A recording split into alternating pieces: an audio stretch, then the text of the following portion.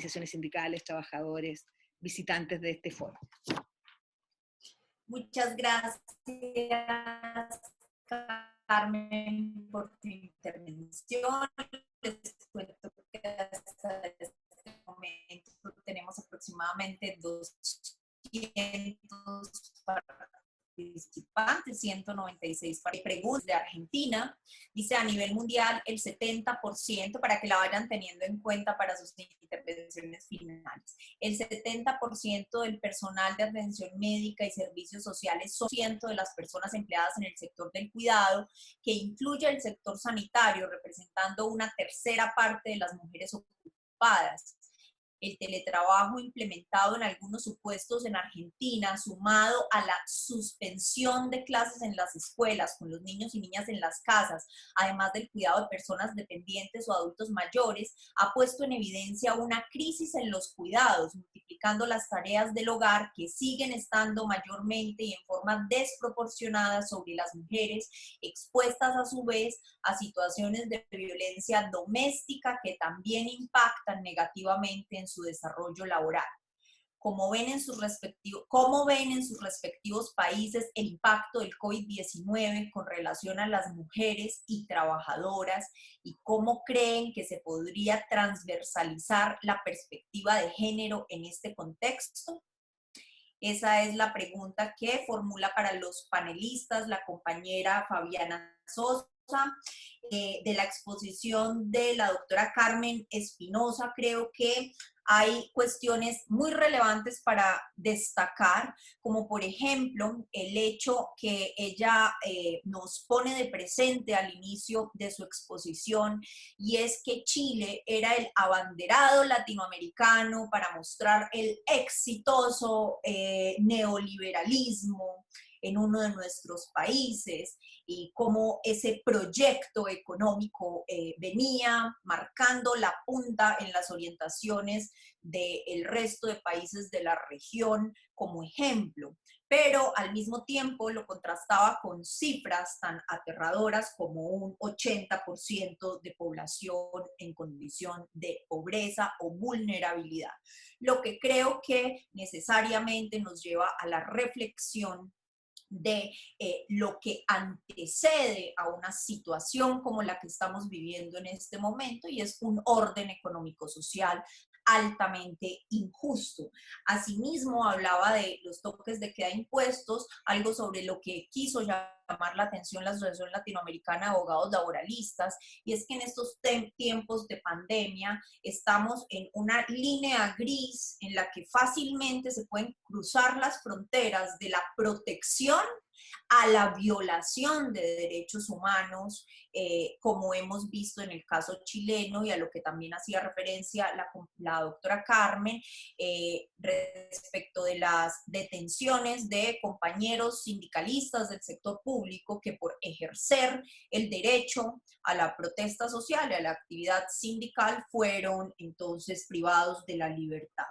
Y asimismo la relación desigual entre trabajadores y empleadores que se pone, por supuesto, de manifiesto en una situación como la que estamos viviendo, cuando se admite el acuerdo de voluntades para disminuir salarios, suspender contratos y demás, lo que por supuesto no es tal acuerdo de voluntades cuando del empleo y de la continuidad en el empleo depende la subsistencia del trabajador y de su familia. Muchas gracias, Carmen, por tu intervención. Le doy la palabra al doctor Eduardo Pérez, presidente de la Asociación de Abogados Laboralistas del Paraguay. Muchas gracias, doctor. Tiene la palabra. Muchas gracias a usted. Un saludo cordial para todos. Es un placer compartir este foro, este debate. Quisiera ceñirme también a los parámetros que nos han pedido los organizadores para tratar de presentar un resumen de lo que ha sido el caso paraguayo en cuanto a la crisis desatada y lo que ha generado la incidencia en el mundo del trabajo. Nosotros Tuvimos el primer caso detectado el 7 de marzo y las medidas adoptadas fueron inmediatas por parte del gobierno. Desde el 9 de marzo se dispuso la implementación de acciones preventivas y inmediatamente después ya se declaró una emergencia sanitaria en todo el territorio. Eso incluyó un aislamiento preventivo general y ya se dispuso incluso la imposibilidad del tránsito en determinadas horas. Se estableció algunas excepciones como ser los trabajadores del sector salud, todo lo que tenga que ver con la línea de abastecimiento alimenticio y a los trabajadores que realizaban labores de fabricación justamente de artículos sanitarios. El, el nivel de contagio, si ustedes pueden ver ahí, ha sido bastante controlado. Tuvimos hasta la fecha 220 casos confirmados, 70 recuperados y 9 fallecidos. Entendemos que es una de las cifras más bajas que estamos teniendo en Latinoamérica y eso por supuesto ha tenido una incidencia bastante fuerte en el sector del trabajo. Aquí en este cuadro pueden ver de que el Paraguay cuenta con 7.300.000 habitantes aproximadamente. La población económicamente activa es de 3.400.000 personas. Una población ocupada de 3.285.000 y de las cuales hay un empleo formal, o sea, las personas asalariadas dentro de la población de 1.300.000 personas, entre el sector y privado. El desempleo abierto era del 7.7% de la población económicamente activa. Estimamos nosotros que eso va a pasar el 8%. En este cuadro lo que ustedes están viendo es cómo están constituidas las unidades productivas en el Paraguay, las unidades económicas, es decir, los empleadores. Este es un datístico del censo realizado, el Censo Económico Nacional realizado en el 2011, y aquí ustedes pueden observar que las micros, pequeñas y grandes empresas, micros y pequeñas y medianas empresas constituían el 91%. Hoy día esta cifra ha bajado al 80% aproximadamente, o sea, las MIPYMES constituyen el 80% de las unidades económicas, es decir, los empleadores. Y en este cuadro ustedes ven de que se tiene prácticamente un alto margen de contratación en este tipo de empresas, micros, pequeñas y medianas empresas. Las grandes empresas apenas representaban el 3% de los empleadores que tenían contratados a la mano de obra. Esto, reitero, habrá subido al 10%.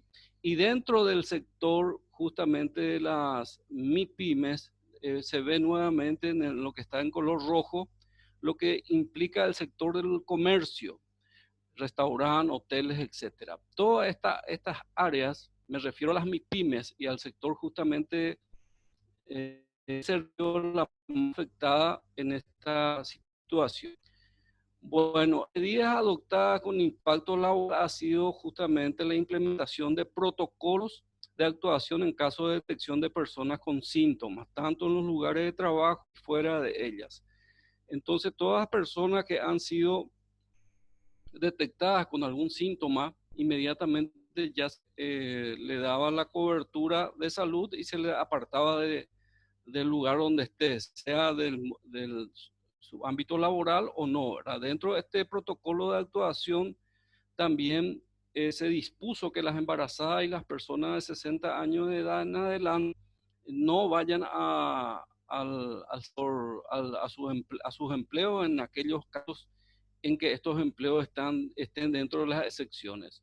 También se han adoptado medidas alternativas para tratar de sostener los ingresos de los trabajadores. Y acá hubo una variedad de posibilidades y de opciones que se puso a disposición tanto del sector empleador como del sector de los trabajadores, por parte de los abogados laboralistas. Una de ellas era la posibilidad de que haya adelanto de salario y con un banco de horas, que se dice en otros lugares, de tal forma que esos salarios después puedan ser compensados con horas extras o en días no laborables, en aquellos centros de trabajo donde se trabajaba de lunes a viernes, entonces permitir que un día sábado puedan compensar estos adelantos. También el adelanto del aguinaldo, el pago de las vacaciones causadas o en su defecto también el pago de las vacaciones adelantadas ya con acuerdo de los trabajadores. Se estableció también mecanismos de trabajo a distancia. El teletrabajo nosotros no tenemos aquí regulada por ley. Está un proyecto de ley en este momento en el Congreso Nacional, específicamente en la Cámara de Diputados, donde recién ahí se va a una norma que regule el trabajo. Pero sin embargo, producto de la urgencia y de la crisis y la posibilidad de que la gente se reorganice desde el punto de vista laboral, se dictó una ley de emergencia económica y dentro de esa ley de emergencia económica se dispuso en un artículo la posibilidad de que se implemente este tipo de trabajo.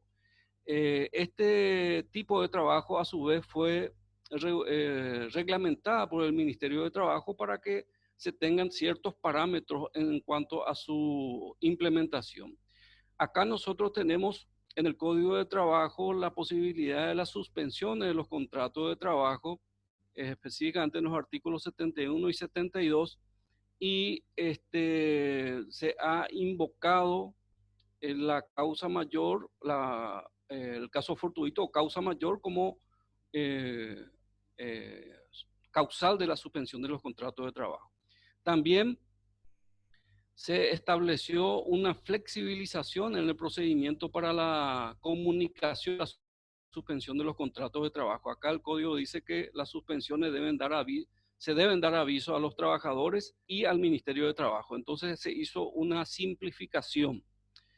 En cuanto a perspectiva de análisis crítico de dichas medidas, los hechos positivos, podemos mencionar la reacción inmediata, como acabo de mencionarles, que ha permitido tener cierto control en cuanto a la posibilidad de atajar o por lo menos que no exista tanta incidencia de la pandemia, de la contaminación. Nosotros, Paraguay, como otros países de Latinoamérica, el sistema de salud es muy precario y por supuesto si esto se salía de control, las consecuencias bastante feas, ¿verdad? También se promulgó una ley de emergencia sanitaria, como les mencioné, dentro de esa ley de emergencia sanitaria estaba el teletrabajo. 2 minutos, Y dentro Eduardo, de esta por ley favor. dentro de esta ley de emergencia sanitaria se trató de abarcar varios puntos, entre ellos, por ejemplo, que se prohíba hacer el desahucio, el desalojo de las personas que tenían alquileres para evitar que justamente haya inconveniente. Medidas de prevención en trabajo y lo que no tuvimos es una prohibición en cuanto a los despidos, no tuvimos. Es la infraestructura sanitaria muy precaria, como acabo de decirle, no se tiene una seguridad social o sistema de protección social a nivel país, hay una carencia de registros fiables y transparentes para las ayudas destinadas al sector. No se destinó recursos suficientes económicos inmediatos para las MIPYMES y para los trabajadores, no se tiene política crediticia y existe un futuro incierto en cuanto a las pérdidas de trabajo. Lo que nosotros planteamos es que tenemos que necesariamente avanzar hacia un nuevo modelo de desarrollo a través de una mayor integración entre los países, no podemos descartar eso, instalar definitivamente la cultura de la prevención y el control para proteger a los trabajadores del riesgo de contagio de cualquier enfermedad en el futuro, presente y futuro. Y en nuestro país necesitamos un nuevo contrato social para tener una economía más inclusiva y sustentable, desarrollar una protección social sobre un Estado más transparente y una democracia más representativa. Como bien lo dice el director IT, hay que actuar con rapidez, decisión y coordinación y las medidas correctas y urgentes podrán hacer la diferencia, como decía él, entre la supervivencia y el colapso. Así que hasta aquí llego y estaremos pendientes para cualquier ampliación. Muchas gracias.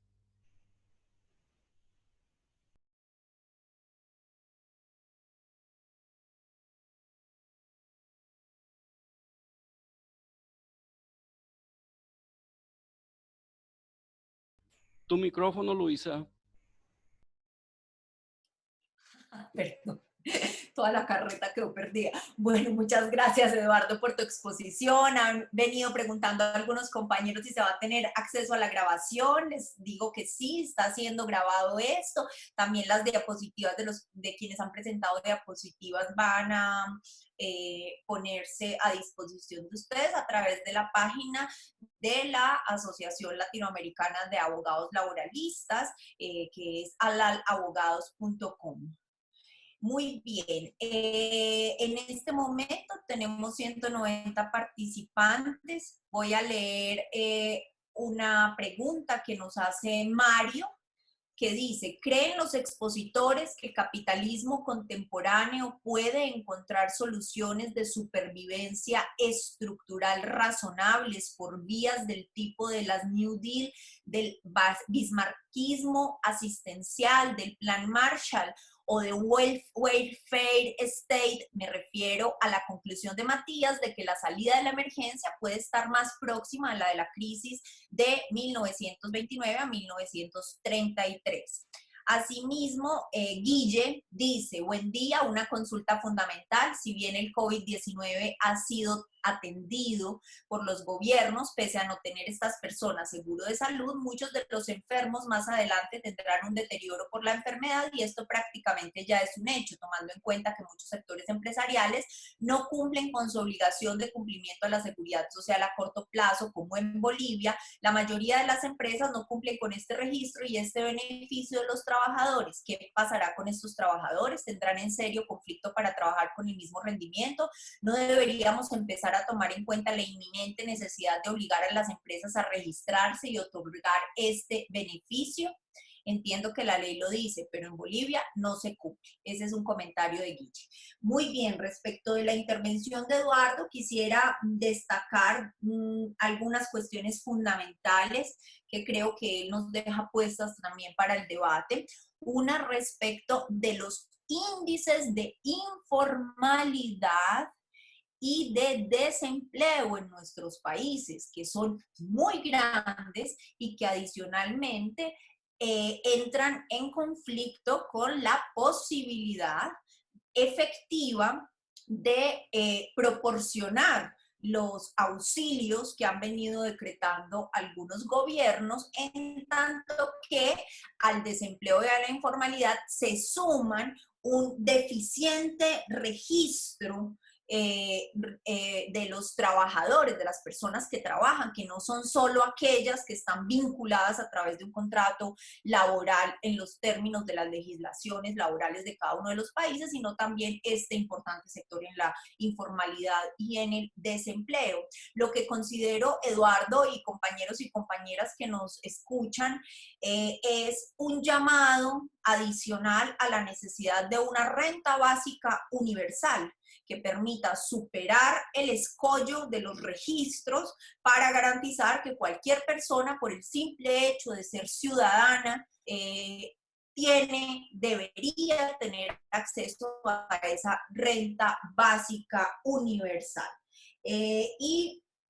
Por último, destacar que es muy importante, y nos lo mostraba con un cuadro muy claro el doctor Eduardo, la participación que tiene la pequeña y la mediana empresa en las economías nacionales, lo cual no siempre es reconocido en debida forma, sobre todo porque el capital no está fundamentalmente acumulado allí o fundamentalmente circulando por la pequeña y la mediana empresa, sino en la gran empresa, que es el porcentaje más pequeño de participación económica en nuestros países. Muy bien, voy a verificar que nuestro compañero Hernán Clavé se haya podido conectar ya como expositor. ¿Estás bien, Hernán, en este momento? Bueno, muy bien.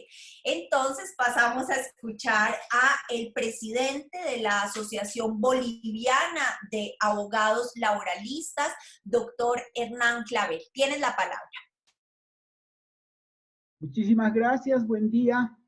Gracias, presidenta Luisa Fernanda. Un saludo a los colegas de la Patria Latinoamericana. Mi intervención la he titulado Los trabajadores bolivianos entre la normativa sociolaboral y el incumplimiento de las mismas. Creo que hace relación a una de las preguntas que hizo un hermano boliviano. Lo primero que anoto, el mundo del trabajo. Para algunos laboralistas, el derecho laboral aún sigue estudiando una sola modalidad de trabajo, el asalariado. Sin embargo, la realidad hoy es otra, ya que, por ejemplo, en mi país, Bolivia, más del 50% de la población en edad de trabajar son trabajadores por cuenta propia y el 41% alcanzan a los asalariados.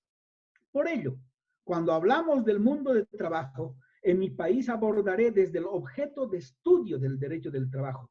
Y ese objeto son todos los trabajadores, sean por cuenta propia, independientes, autónomos, los asalariados, tendencia que hace muchos años he asumido y en esa lógica nos hemos venido comportando.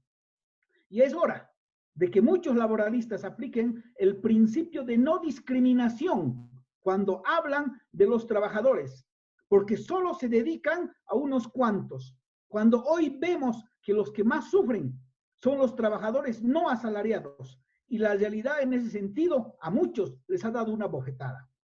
En ese marco, como señaló el profesor mexicano Mario de la Cueva, el derecho del trabajo es el derecho de la actividad, es decir, de todo el que trabaja, porque si no estudiamos al conjunto de los trabajadores dentro de nuestro objeto de trabajo, menos vamos a poder conocer su realidad y tampoco vamos a poder sugerir con coherencia la atención de sus demandas sociolaborales.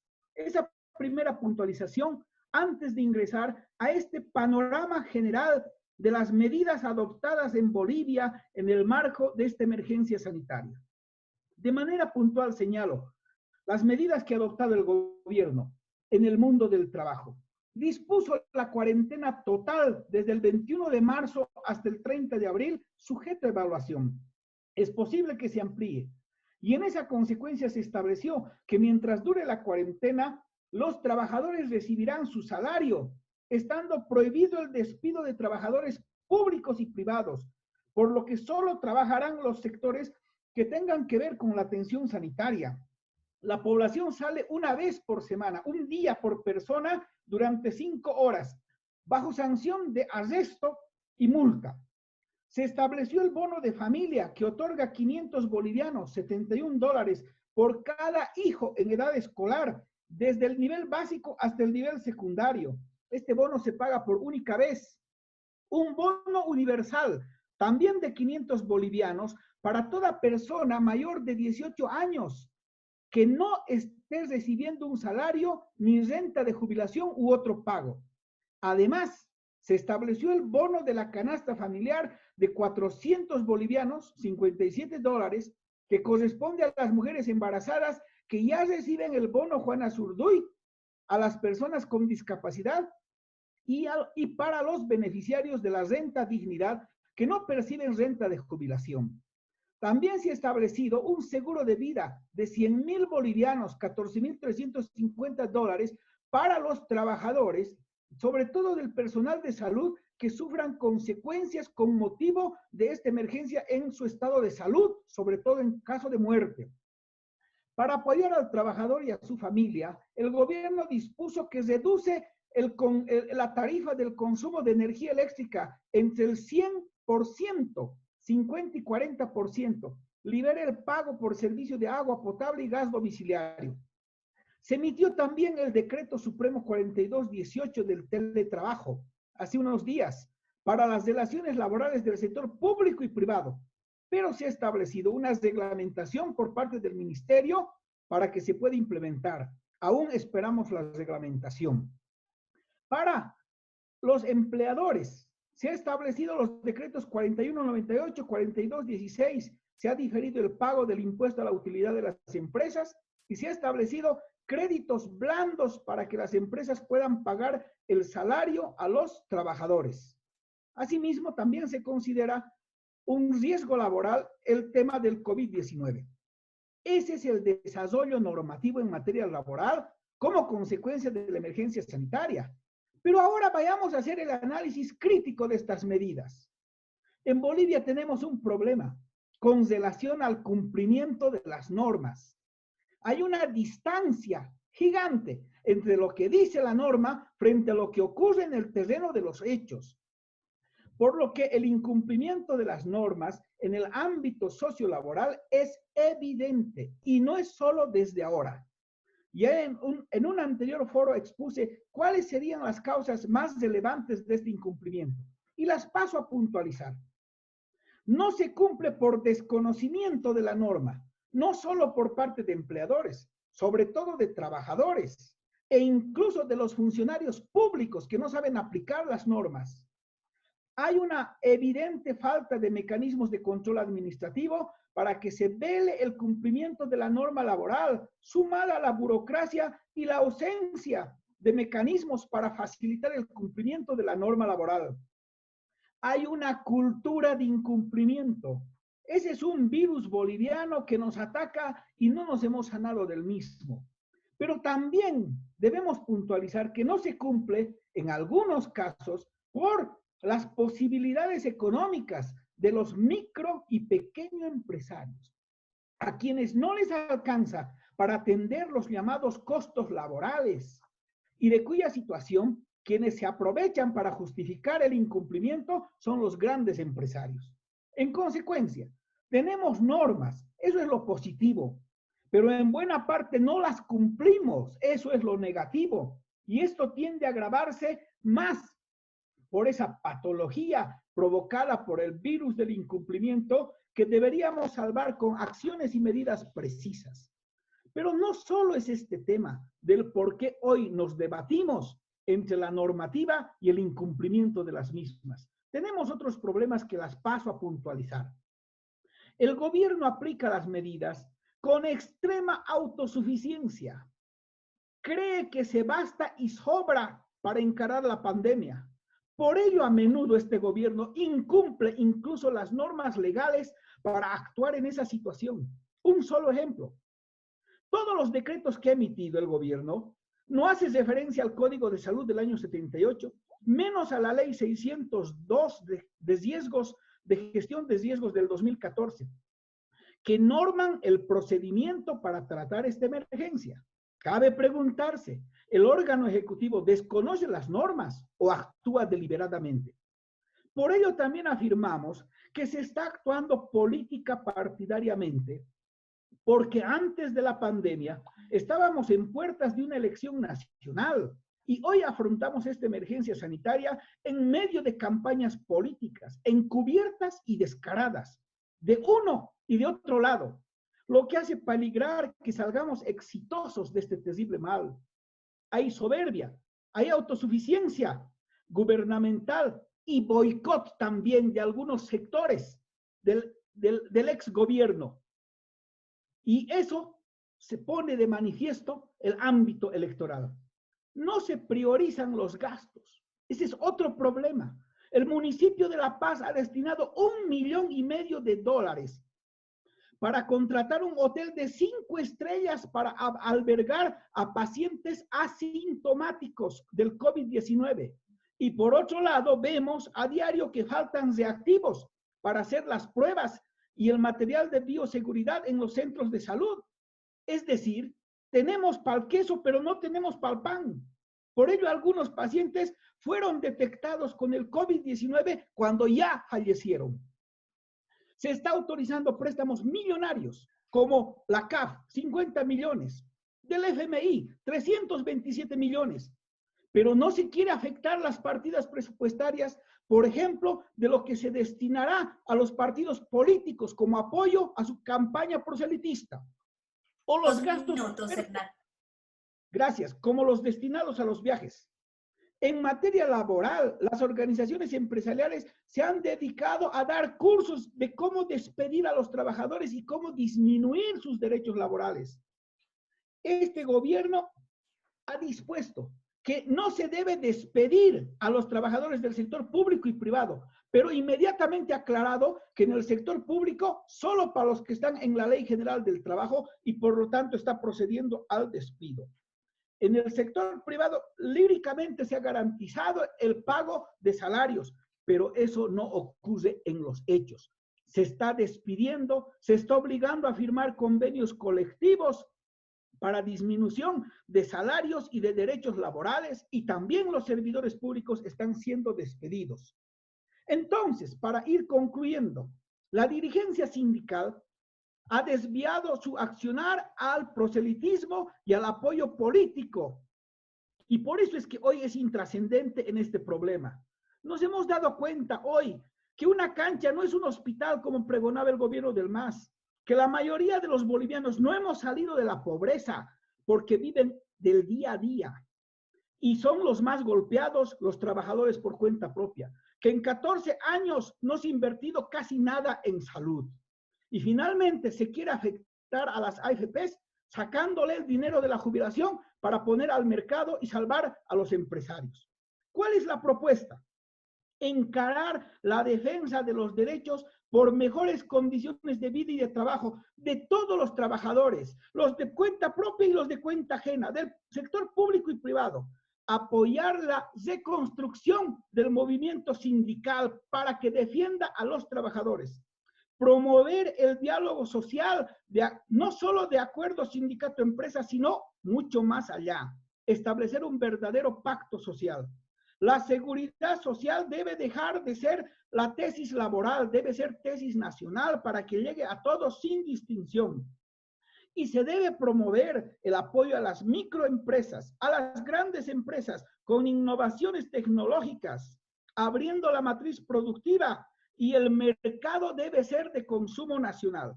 Finalmente, luchar contra toda forma de corrupción y contra el narcotráfico y denunciar todo acto de esta naturaleza, venga de donde venga. Muchísimas gracias y ese es el aporte que puedo hacer desde Bolivia, hermanos de la patria latinoamericana. Muchas gracias, doctor Hernán. Yo quisiera destacar cuatro aspectos fundamentales. El primero es que ya hasta este momento podemos ir identificando ciertos rasgos comunes que caracterizan el actuar de los gobiernos latinoamericanos y también, por supuesto, identificar esas cuestiones que son diferentes, porque es muy productivo el orden de las medidas que se han venido tomando respecto de la crisis sanitaria. Quisiera entonces referirme a algo que nos decía el doctor Hernán y que creo que tendría que ser materia de reflexión tanto para los abogados como para las organizaciones sindicales, y es lo que se refiere a la ampliación del marco regulatorio del derecho del trabajo, por cuanto no podemos reducirlo exclusivamente a la relación obrero-patronal que está mediada por aquel contrato en el que se dan los tres elementos que constituyen la relación laboral, sino que debe considerar también la regulación en materia del trabajo, aquellas otras formas del trabajo que, entre otras cosas, son las que ocupan la mayor parte de la población económicamente activa, es decir, aquellas que están excluidas de esa relación formal que regulan los estatutos laborales de nuestros países. Y otro aspecto que quisiera poner de relieve respecto de la exposición del doctor Hernán Clavé es aquel que se refiere al hecho de que no es suficiente tener una norma que reconozca un derecho, que establezca un principio que permee las relaciones obrero-patronales. Es necesario, sin lugar a dudas, que sean efectivas esas disposiciones, que se hagan palpables en la realidad del mundo del trabajo de cada uno de nuestros países, porque de lo contrario van a ser palabra muerta. Y el derecho es vivo, tiene que ir acomodándose a las circunstancias que van demandando los hechos históricos y la evolución de la realidad social. Muchas gracias, doctor Hernán. Tenemos en este momento 187 participantes y muchas preguntas que se están haciendo a través del chat, preguntas y respuestas, es como se denomina. Yo les ruego el favor de que pongan todas las preguntas en este icono que dice preguntas y respuestas, así los expositores podrán incluso irlas contestando por escrito, porque el tiempo al final no nos va a dar para responder todas las inquietudes. Yo estoy leyendo algunas, acá hay una de un espectador anónimo que le hace una pregunta al doctor Matías Cremonte, debido a las suspensiones de audiencias en el ámbito de CECLO, me imagino que es una sigla de Argentina, porque no la comprende, el obligado a dar cumplimiento por medio de transferencia bancaria, cree procedente un amparo por pago de créditos conciliados. Roger Larrea le pregunta a la doctora Carmen Espinosa, ¿es correcto para usted que las determinaciones laborales tomadas por los empleadores respecto de los trabajadores no estén subsumidas a un precedente normativo? Asimismo, Roger Larrea le pregunta a la doctora Carmen, ¿es correcto establecer una tesis de constituir como derecho el acceso a los servicios de Internet para consolidar el teletrabajo como medida a ser aplicada por los empleadores y que responda a una adecuada remuneración para el trabajador? Adrián Coren le dice a la doctora Carmen, la ponencia me pareció muy interesante. La pregunta es cómo son las claves o pilares del teletrabajo, y la segunda es si volverían todos los trabajadores al trabajo, también los teletrabajadores. Esta pregunta, doctora Carmen, la hacen desde Argentina. Muy bien. Ahora le doy paso al doctor Luis Eduardo Pineda Palomino, presidente de la Asociación Colombiana de Abogados y Abogadas Laboralistas de Trabajadores y Trabajadoras. Doctor Luis Eduardo, tiene la palabra. Faltando 2 minutos estaré interrumpiendo para avisar. Un abrazo, gracias.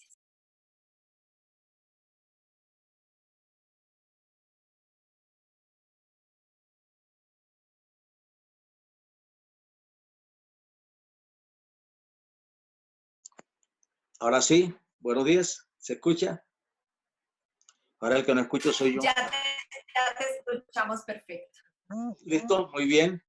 Entonces, buenos días y un saludo muy especial para todos los compañeros de la LAL y todos los que nos están viendo y escuchando.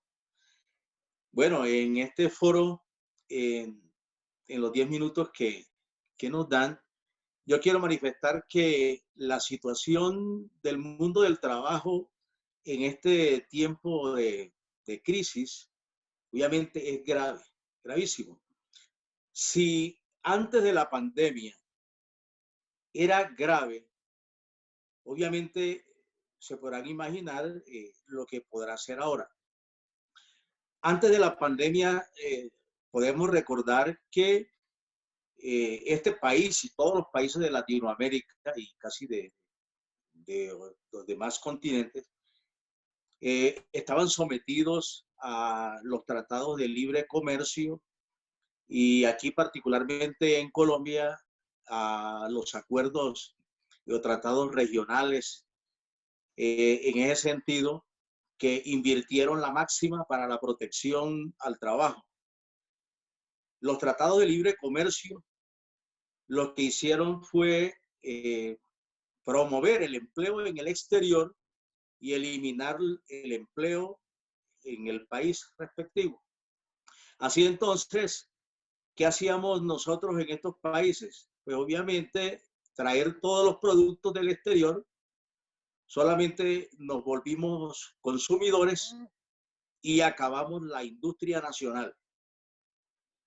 Obviamente que eso creó desempleo y eso fue en tiempos de normalidad económica, en tiempos de cero pandemia. Hoy, con esta crisis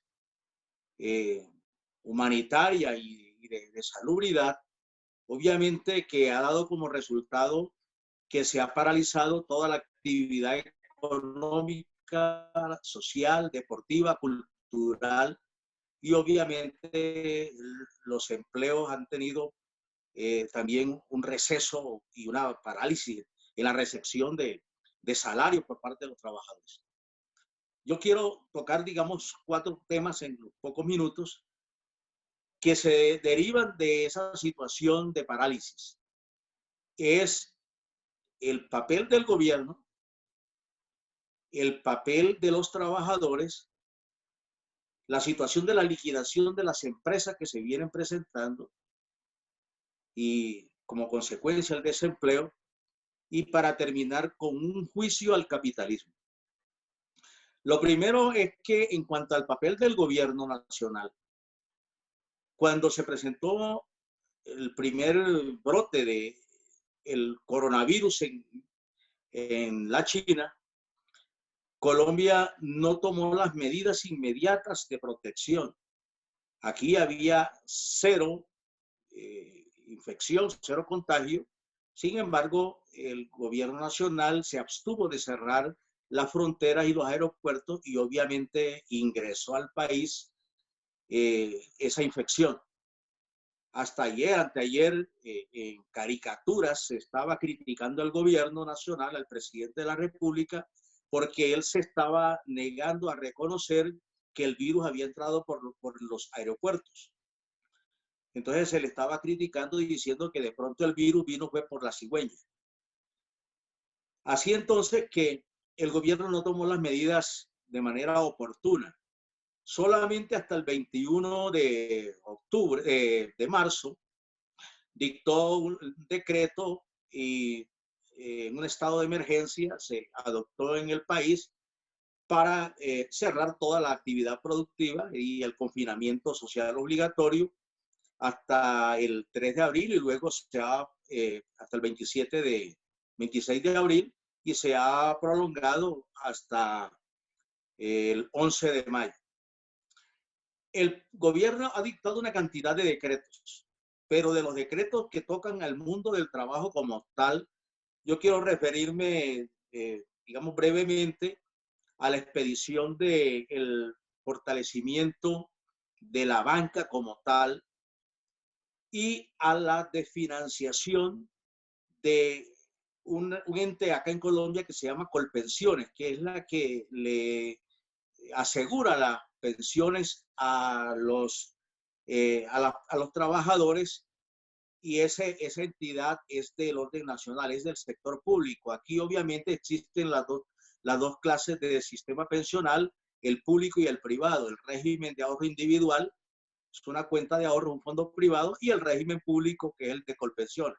Pues bien, el gobierno nacional, en un decreto legislativo que no tiene nada que ver para conjurar la crisis del coronavirus, lo que hizo fue darle un apoyo económico a los bancos y a los dueños del capital del sector financiero, dueños de los fondos de pensiones privadas, y adoptó, contrariando el régimen constitucional, el traslado de los trabajadores, de los pensionados de ese fondo privado para el fondo público, para que el fondo público asuma el papel del fondo privado y siga pagando pensiones.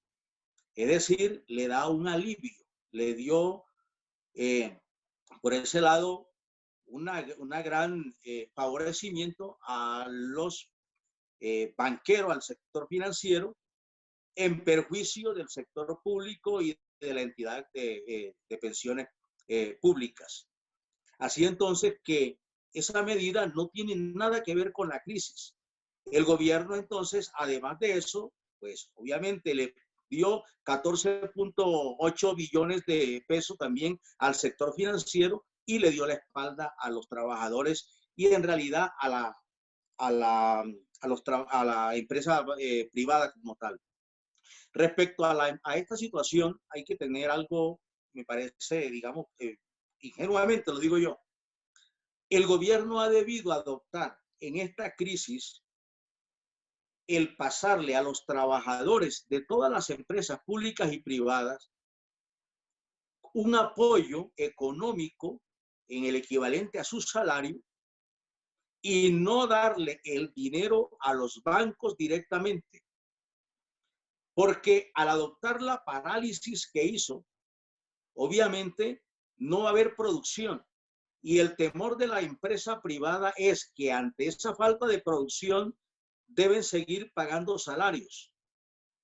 Y la única forma, considero yo, de que se puede mantener a las empresas y no hacerle más crítica a la situación es que el Estado asuma el rol de pagar salarios y así ayudar a la empresa, pero no adoptar lo que ha hecho, que es tomar el dinero del Estado y los empréstitos internacionales y girárselo directamente al gran capital. Y el gran capital lo que ha hecho es, obviamente, recibir ese dinero, pero no adoptar situación para favorecer a los trabajadores. El gobierno ha omitido adoptar también decreto de orden legislativo para prohibir el despido masivo de los trabajadores, para prohibir todo adopción por parte de los empresarios de políticas de represión y de favorecimiento a la clase trabajadora. En este momento, esta mañana, un alto directivo de la Cámara de Comercio ha manifestado que hay 52.000 empresas solamente en la capital, en Bogotá, que están en liquidación. ¿Qué implica eso? Al haber el cierre de esa empresa de liquidación, hay un desempleo impresionante y eso va a ahondar esta crisis. Y nosotros en Colombia dependemos del petróleo. Eso se dice, aunque todo el mundo sabe que Colombia depende es de la economía ilícita. Pero el cierre de tantas empresas va a llevar a lo que quiere el capitalismo, que haya un ejército de desempleados para poderlos maltratar y poderlo ahí sí humillar y someterlo a ofrecerles salarios precarios y obviamente eso implica que los trabajadores van a estar en una situación peor de la que estaban.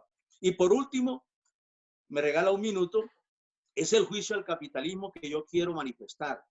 ¿Cuál es el papel que juega el gran capital en esta crisis? ¿Y cuál ha sido el éxito del capitalismo de no haber conjurado o no haber tenido a nivel, digamos, durante todos estos 200 años de poder acumular un gran capital para poder resistir por lo menos 40 días de encierro o de crisis o de parálisis?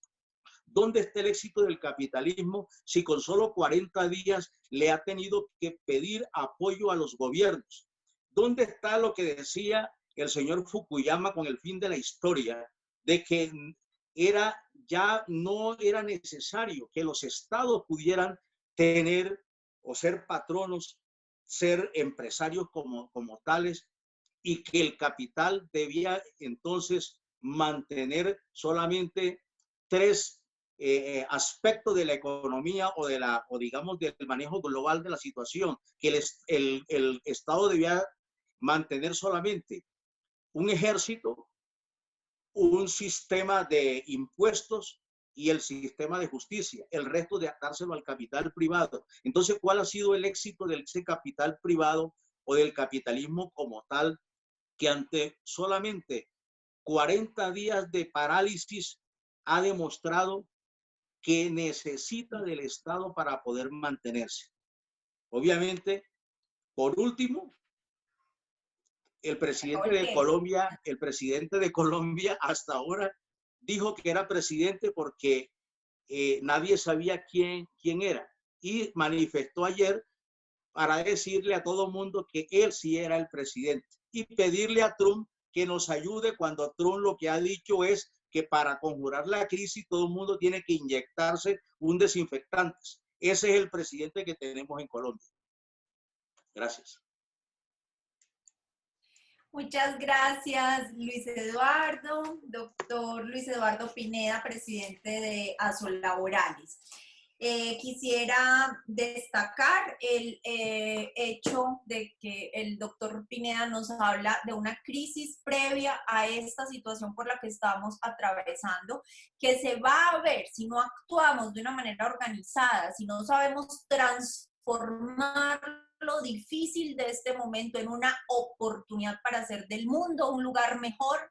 Entonces lo que va a suceder es que se va a ahondar esas dificultades que ya teníamos en el mundo del trabajo, se van a agravar y a profundizar, en tanto nos vamos, por supuesto, a enfrentar a un mayor desempleo, a una mayor informalidad y a una mayor precarización de la fuerza de trabajo. Y creo, por último, que el juicio al capitalismo que hace el doctor Pineda, pues el solo título que le puso al mismo habla por sí solo, y es que efectivamente lo que estos tiempos nos muestran es que no es un modelo de producción exitoso porque no tiene la capacidad de responder a los problemas de la humanidad, siendo respetuoso con la vida, con la dignidad y con la justicia. Cada que una crisis la resuelve generando otras tantas que finalmente agravan la condición en la que nos encontramos puestos en el mundo. Entonces hay que construir esas alternativas y hacer posible que sea distinto. Le pido por favor a las compañeras que están coordinando desde Brasil que preparen la presentación del doctor Guillermo Ferriol, que es la que sigue. Voy a, mientras tanto, a leer algunas preguntas que nos hacen quienes están acompañándonos. Santiago Mancilla, desde Chile, dice: un saludo a todos y todas los panelistas. No siendo abogado, pero ligado al mundo de la salud ocupacional, estuve interesado en asistir a este foro. Él pregunta: ¿qué opinan desde una perspectiva ética sobre las normativas legales que se están dictando en América Latina en favor de empleadores a propósito de la tragedia del COVID-19? Carmen Espinosa ha explicado muy bien lo que ocurre en Chile respecto a la normativa laboral. También tenemos una felicitación de Julio Fuentes, que es el presidente de la Confederación Latinoamericana de Trabajadores Estatales, por el evento que estamos realizando, y nos solicita si los expositores pueden profundizar en el tema del teletrabajo, nombre actualizado del viejo y alienante trabajo domiciliario. Aprovechando la pandemia, los gobiernos y patrones avanzan en legislar este instrumento. Por último, Miguel Ángel Mendoza dice: Bolivia estará en condiciones de aplicar el teletrabajo, dado las limitaciones técnicas, creo que es en forma de pregunta, dado las limitaciones técnicas y procedimientos que hagan efectiva esta forma de relación laboral, ya que el Estado no tiene a la fecha una política del uso de las TICs, protección de datos personales, firma electrónica, etc. Les dejo entonces planteadas estas preguntas para que vayan pensando en sus respuestas, y les solicito a las compañeras de la ABRAD si pueden pasarnos la intervención del compañero Guillermo Ferriol, presidente de la Sociedad Cubana de Derecho Laboral y de Seguridad Social, quien por cuenta del bloqueo económico que Estados Unidos tiene sobre Cuba no puede conectarse, puesto que ciertas plataformas están restringidas para el acceso desde la isla caribeña que tanto queremos. Él nos ha remitido un video para que contemos con su aporte en este foro. Entonces, por favor, si pueden pasarlo ya las compañeras.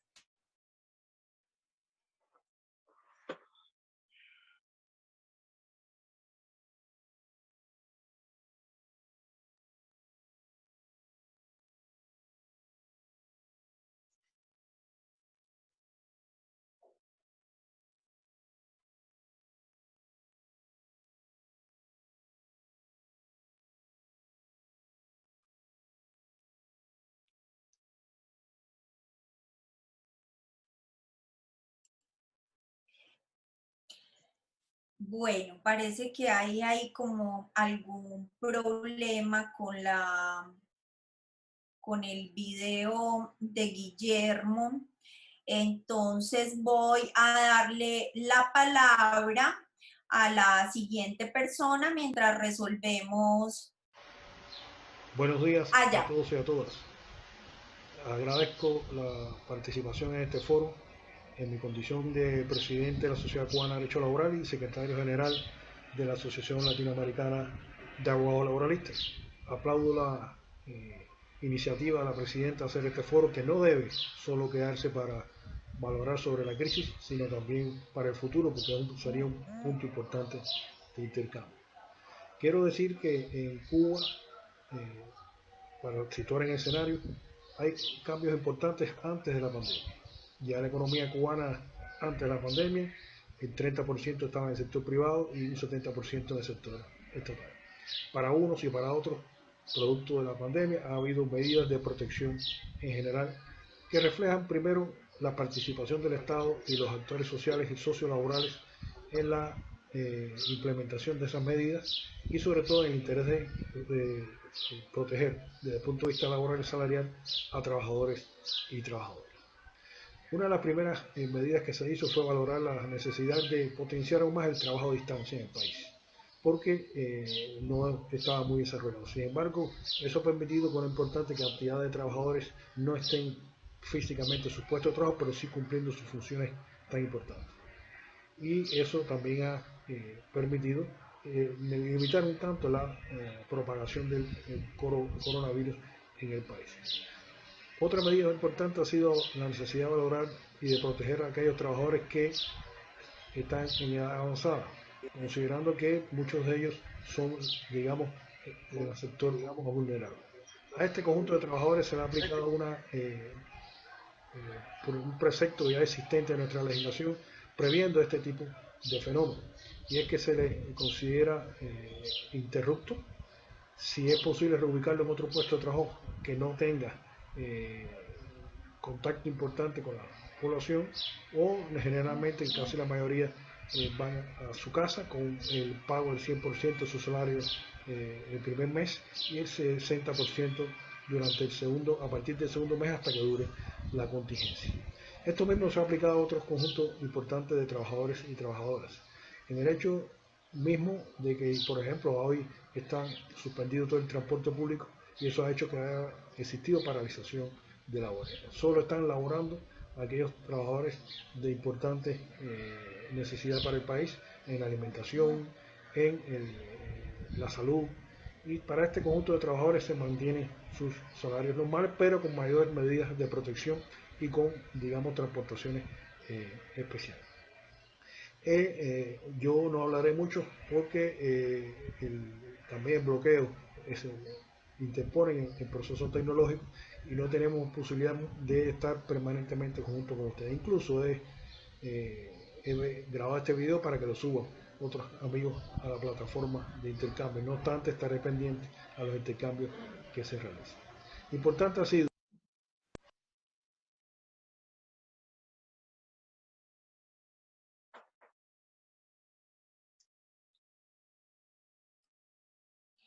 Hay una segunda parte de la intervención de Guillermo. Vamos a ver si las compañeras pueden ponerla en este momento.